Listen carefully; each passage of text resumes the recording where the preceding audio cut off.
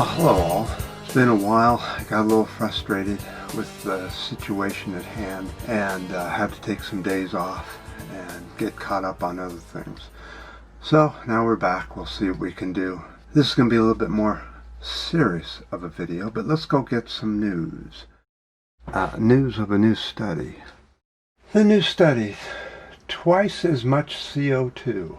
The world's richest people emit more than twice as much CO2 than the world's poorest 50%. And you know, there aren't that many wealthy people, so that tells you a lot. The wealthy minority is fueling the climate crisis, according to this new study. From 1990 to 2015, emissions doubled worldwide, and it was mostly on the wealthy's end. The annual emissions grew by 60% from 1990 to 2015.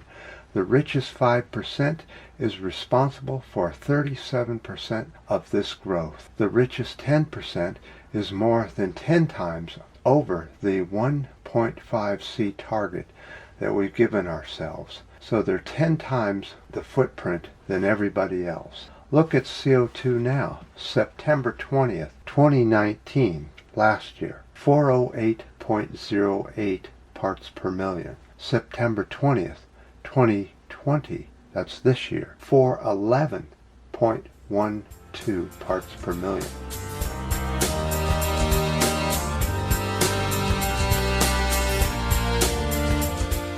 So, I have a very easy answer for this. Instead of taxing income or taxing on what you spend, how about taxing on footprint? The lower the footprint of each human, the lower the taxes. Now you say, how could you possibly do that? It will take quite a serious government agent to come up with this. You would have to be, your footprint would have to be based on emissions that you put out one way or another, such as the vehicle you drive, possibly fuel consumption per year, and even how much meat you eat. If we reduced our footprint by taxes, the planet would be fixed automatically, because people are money oriented, and it seems like money is the only way to fix this. And by taxing footprint, you could very easily remove a lot of that waste that the rich spend money on, constantly worrying about what the Joneses might think and whether they're wealthy enough to be on somebody's, list of people they like, or what? What is the purpose of extra huge wealth? What could it possibly do for somebody as far as making their life more enjoyable? You have so much paperwork, so much legality to worry about. When do you have any time to spend with all your wealth?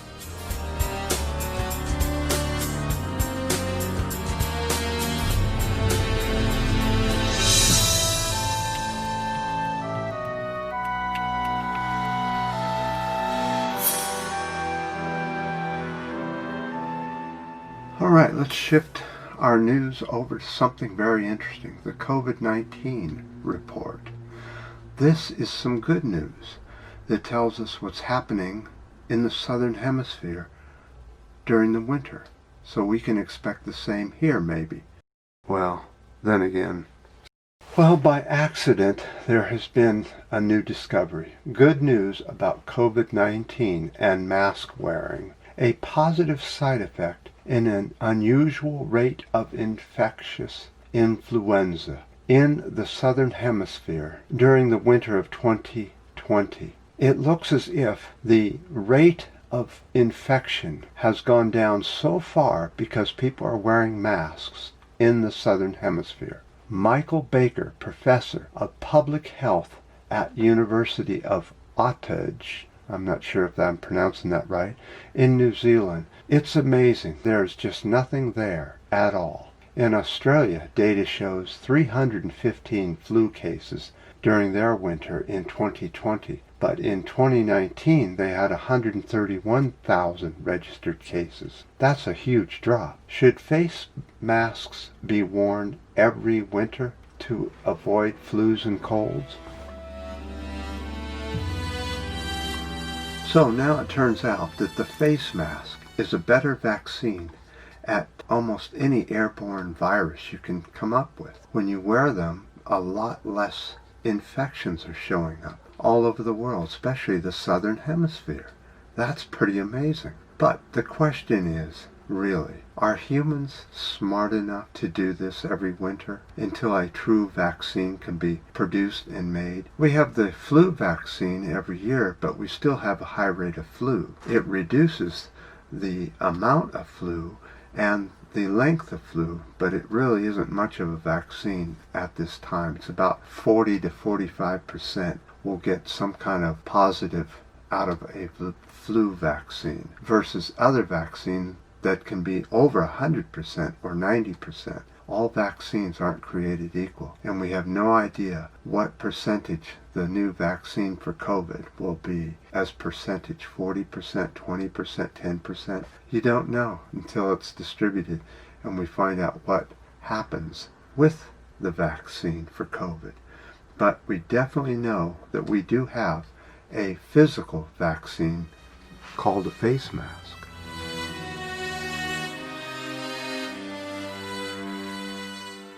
Sorry about the color of the skin. It's the camera. A new camera may be on the way. So, here in the U.S., we're going to talk about politics. The Supreme Court Justice Ginsburg died, and now there's a fight of who can appoint the next Supreme Court, Republicans or the next president. So in other words, during Obama, the Republicans said that you couldn't put a Supreme Court justice in because it was 8 months before the next election. Well, now it's just weeks away from the next election. The same people are saying, no, we get to pick the next Supreme Court justice, even though it's hypocrisy 101 as thick as it gets. How can we, as U.S. citizens, allow this? The next Supreme Court pick has to be after the election.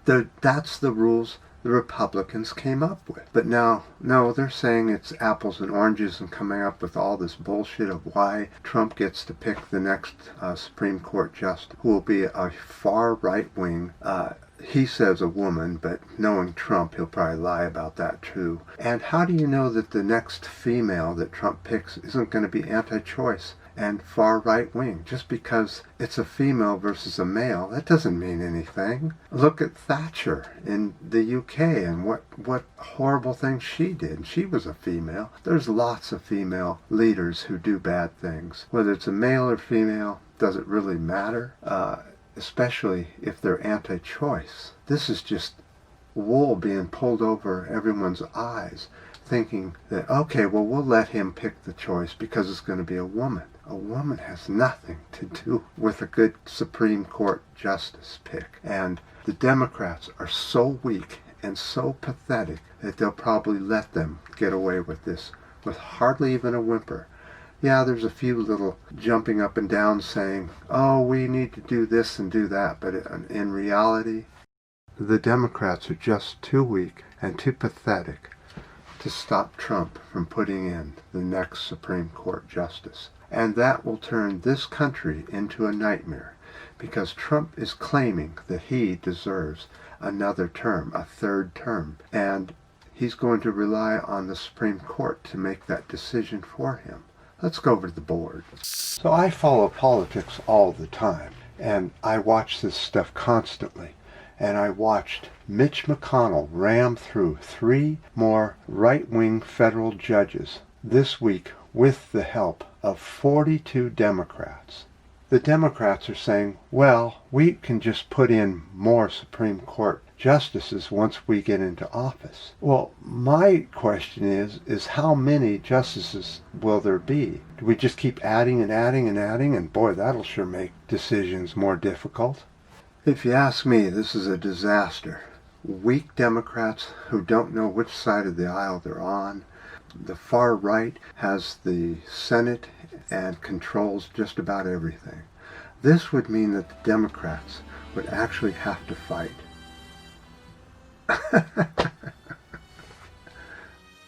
Oh, really?